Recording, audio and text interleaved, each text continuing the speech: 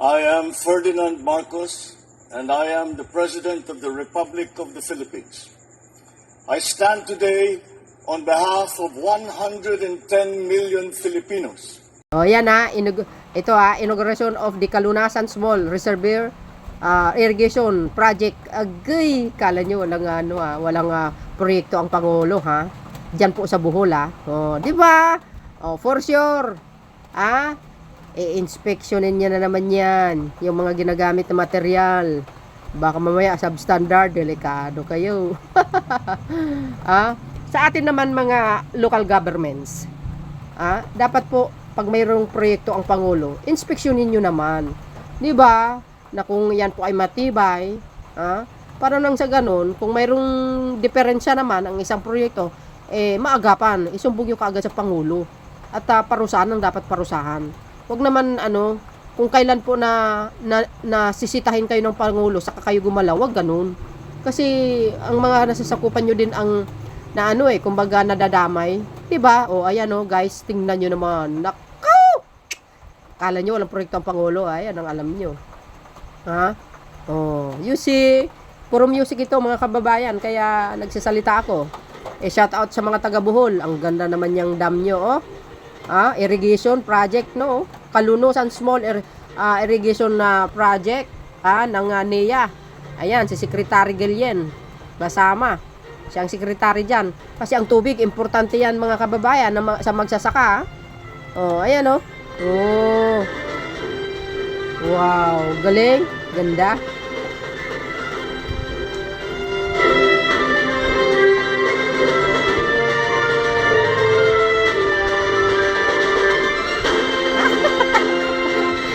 Yung mga bata talon ng talon, tuwang-tuwa talaga. Wow. Tuwang-tuwa yung mga bata.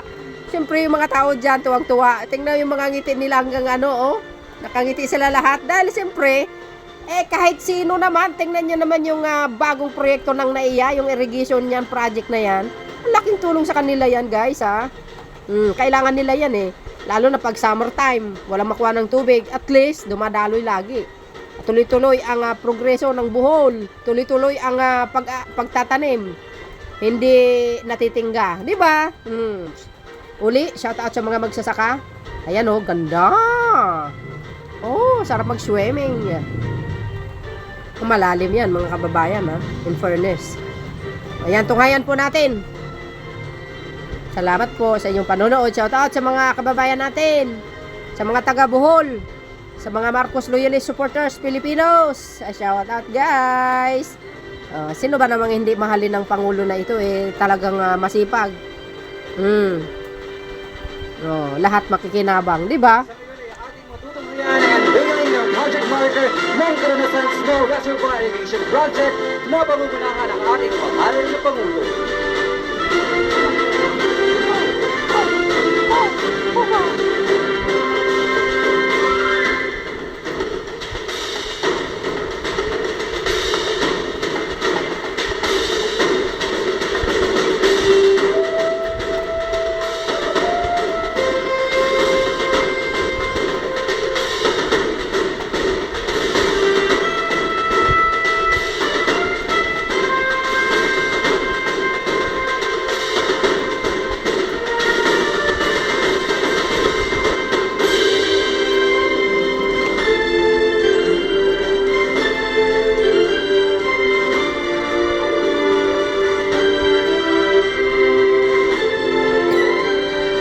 Ganda, no?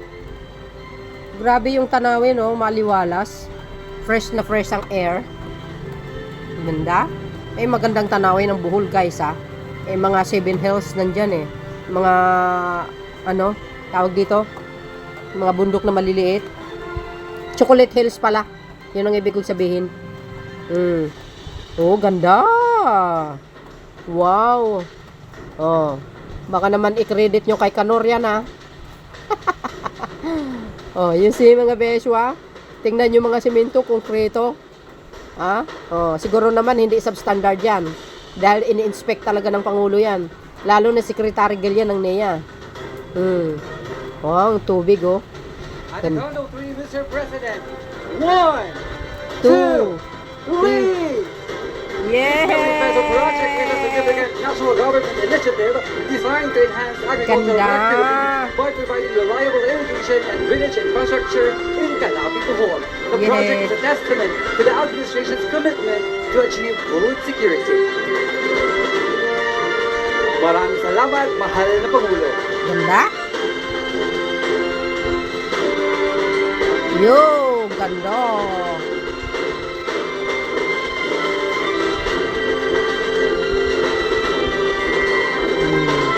Lahat makikinabang. Anumang klaseng kulay ka, walang problema.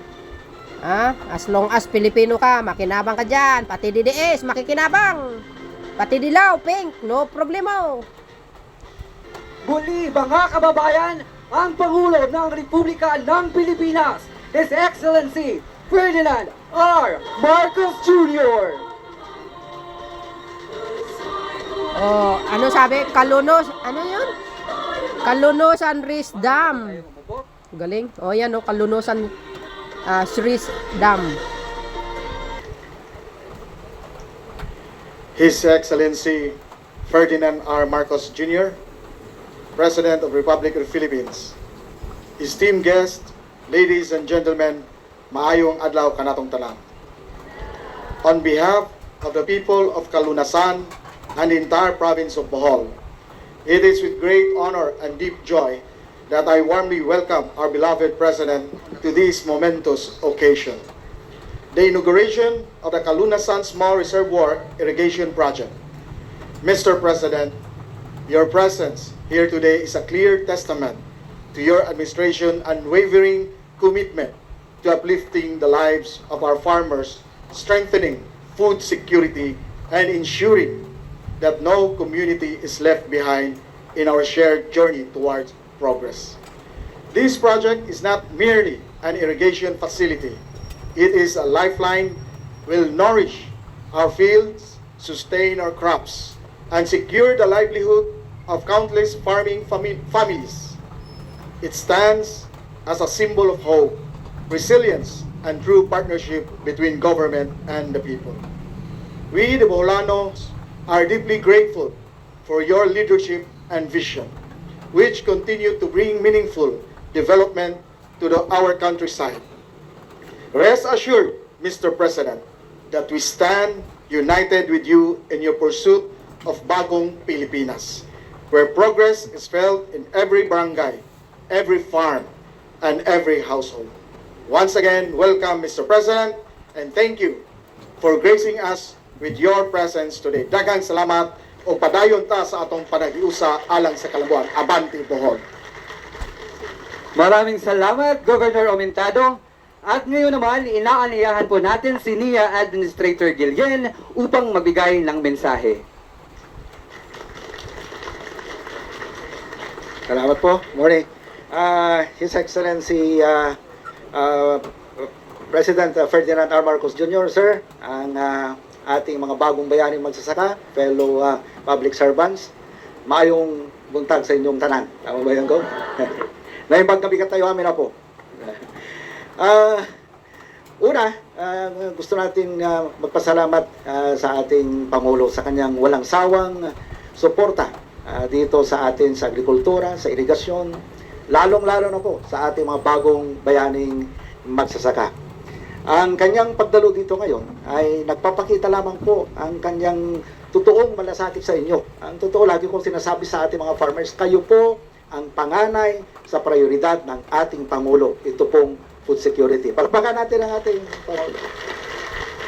Ang Kalunasan Small River Impounding Project, ito po ay simbolo ng isang pag-asa. Simbolo ng ating bayanihan, simbolo ng ating pagtutulungan. Ito po ay merong service area na 300 hectares at meron siyang 400 farmer beneficiaries. Wow. Manong Miggy. Meron na kayong maasahang patubig. No. Itong patubig po na ito ay makakatulong kila Manong Miggy at sa kanilang pamilya para mapaangat ang kanilang produksyon at mapasenso ang kanilang pamilya. Lalong-lalo na po makatulong dito sa gusto ng ating Pangulong Food Security, na lahat ng sambayan ng Pilipino ay magkaroon ng masagana, masustansya at murang pagkain.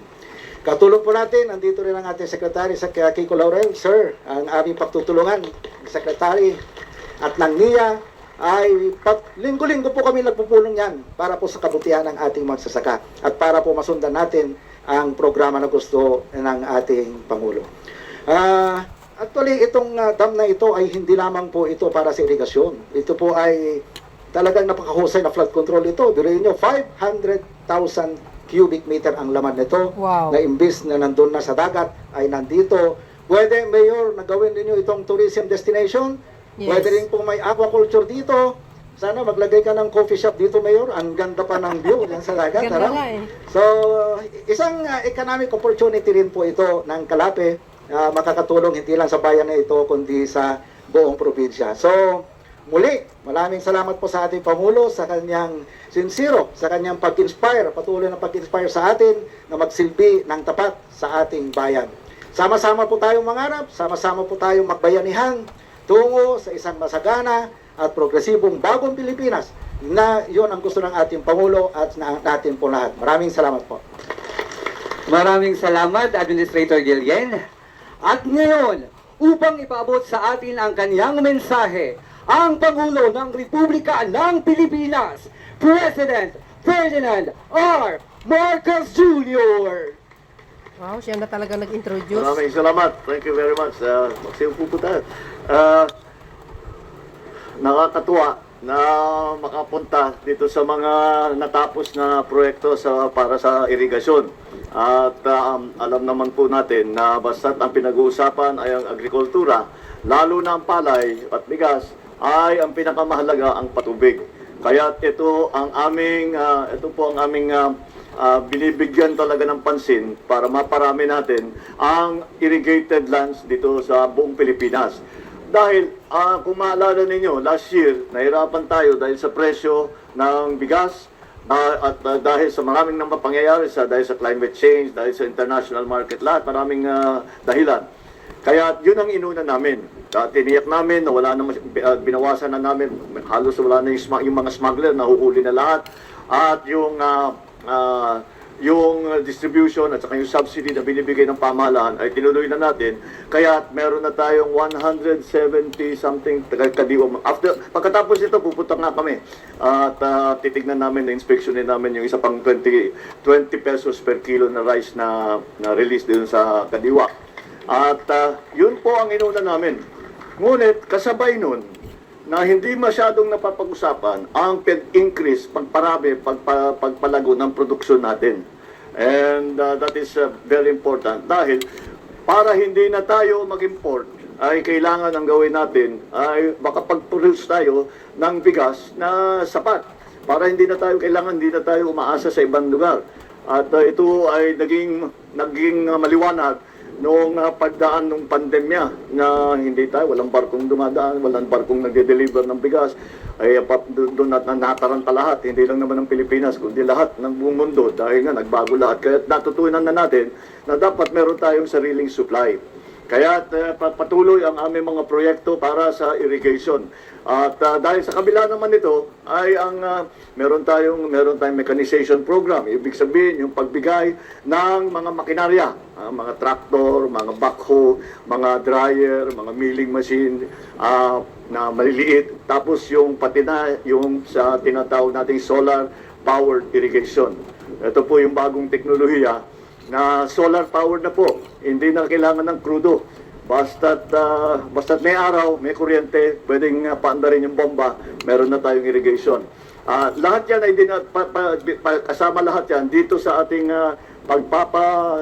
pagpapalagay ng mga ganitong klaseng irrigation project para doon lumaki ang ating produksyon. At nakikita naman natin na meron tayong nakikitang na gumaganda naman ang ani natin.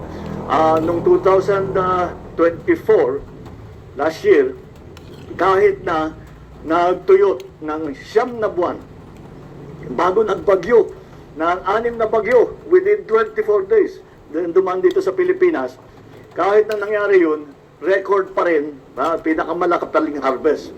Ngayong taon na ito ay palalaki na naman natin yung harvest, pinakamalaki ulit ang magiging harvest ng 2025. Sa ngayon nga, nag-aani na yung ibang lugar. Kaya kaya na natin kalkulahin kung ano yung magiging total production natin. At kagaya dito, the 400 beneficiaries, 300 hectares ang service area dito. At ang pinakamalaga dyan, ngayon, yung service area, pwede na ang tatlong planting. Imbis na dati, hindi ganun. Kaya iba talaga basta't may patubig. Kaya yung production natin ay biglang tataas kaagad yan. At ito yung ginagawa namin sa lahat ng buong Pilipinas. Kaya mabuti naman dito sa Bohol because Bohol, kailangan natin gawin ito kasi you are also a tourist destination. Kilalang tourist destination. Para malaman din ninyo, inaayos din natin yung Bohol Airport para gawing international airport para yung mga turista hindi na kailangan dadaan sa sa Maynila. Dire-diretso na sila kung saan sila nanggaling, dire-diretso na sila dito. Dahil medyo inconvenient na kung dadaan pa ng Maynila, lilipat na naman ng sasakyan, bago sasakay, magbabayad ulit ng pamasahe. Kaya yun ang ating ginagawa para tulungan yung tourism industry dito sa Bohol. Ito nga lugar na ito, ang naging karanasan namin, yung mga tinatayo namin mga ganito, na mga dam, na mga sweep, basta water impounding, nagiging tourist destination. Dahil tama nga naman, maganda nga naman dito. Sinasabi ko kay Go, pamunta doon, lagyan natin ng konting bubong, ng konting cover dito. Naglagay pang picnic ng tao dito. Sarap nga naman magkapi-kapi dito, na tinitignan yung tubig, di ba? Kaya it's another use. May isa pang gamit kasi ito, hindi na nga irrigation, flood control pa ito. At ang usapan namin ni Gob, nakita namin magiging matagumpay ito dahil kung titignan ninyo ang kapal ng kahoy sa taas, kaya't hindi ma-preserve yung tubig, hindi magbabaha, hindi magla-landslide dahil magandang ang forest coverage kung tawagin. At nasisik yung lupa, hindi guguho dahil nga may malaking puno na pagpasok nga namin. Congratulations talaga, Gob, na yung forest cover ninyo, mga watershed ninyo ay well protected. That's a very important part ng ating project.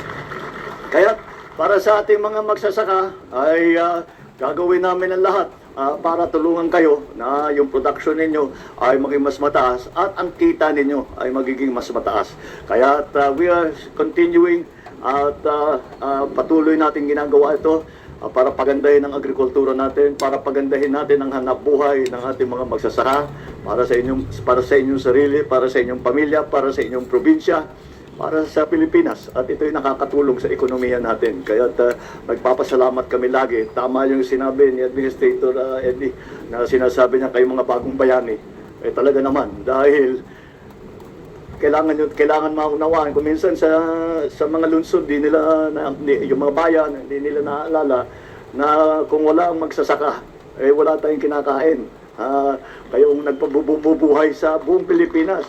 Kayo ang tumitiyak na may pagkain sa hapag ng bawat pamilyang Pilipino.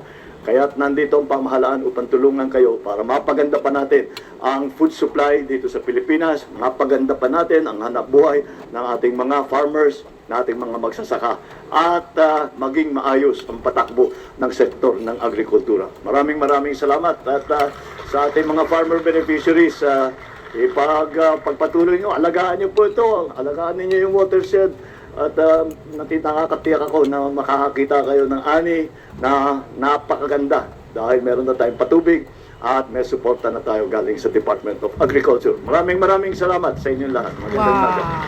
Maraming salamat po, mahal na Pangulo. Oh, di ba mga bes, ang ganda ng dam nila, irrigation project. Ay, ganda. Another project under the Marcos administration. Oh, yung sinasabi ng mga iba dyan, walang nagawa ang Pangulo. Ay, mag-research na lang po kayo. Ayan, salamat po, Mr. President. And of course, Secretary Guillen. Sa mga taga-Bohol, shout out sa inyo. Congratulations sa bagong dam ninyo, no? So, yun guys, ang aking pinaka-latest updates. Thank you for watching. See you again on my next upload. Abangan po natin. There's more. Bye, and babos. God bless Philippines.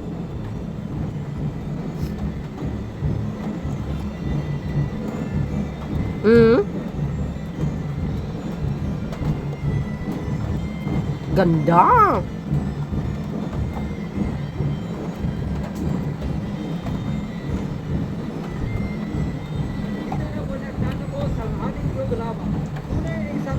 maugay sa sambayang Pilipino ang mga proyekto ng ating mga ehensya. Maraming salamat, mahal na Pangulo. Mabuhay ang bagong Pilipinas! Muli mga kababayan, ang Pangulo ng Republika ng Pilipinas, His Excellency Ferdinand R. Marcos Jr. Thank you guys!